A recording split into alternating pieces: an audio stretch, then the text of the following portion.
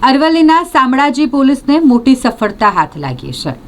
વિદેશી દારૂ ભરેલું આખું કન્ટેનર ઝડપી પાડવામાં આવ્યું છે। અણસોલ ચેકપોસ્ટ પર પોલીસ વાહન ચેકિંગમાં હતી। આ દરમિયાન આખું એક કન્ટેનર કે જેમાં ઇલેક્ટ્રિક સામાનની આડમાં વિદેશી દારૂનો જથ્થો લઈ જવામાં આવી રહ્યો હતો તે પોલીસે ઝડપી પાડ્યો છે। સાથે જ રાજસ્થાનના એક 25 વર્ષીય ઈસમની અટકાયત પણ કરવામાં આવી છે।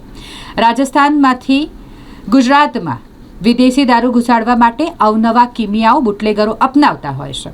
તેવામાં અણસોલ ચેકપોસ્ટ પર આ કન્ટેનર કે જેમાં ઇલેક્ટ્રિક સામાનની આડમાં વિદેશી દારૂનો જથ્થો ગુજરાતમાં લાવવામાં આવી રહ્યો હતો અને જેને વાહન ચેકિંગ દરમિયાન પોલીસે ઝડપી પાડ્યો છે। કુલ મુદ્દામાલની વાત કરીએ તો 1 કરોડથી વધુનો કુલ મુદ્દામાલ પોલીસે કબજે કર્યો છે। એક ઇસમને ઝડપી પાડી વધુ કાર્યવાહી હાથ ધરી છે।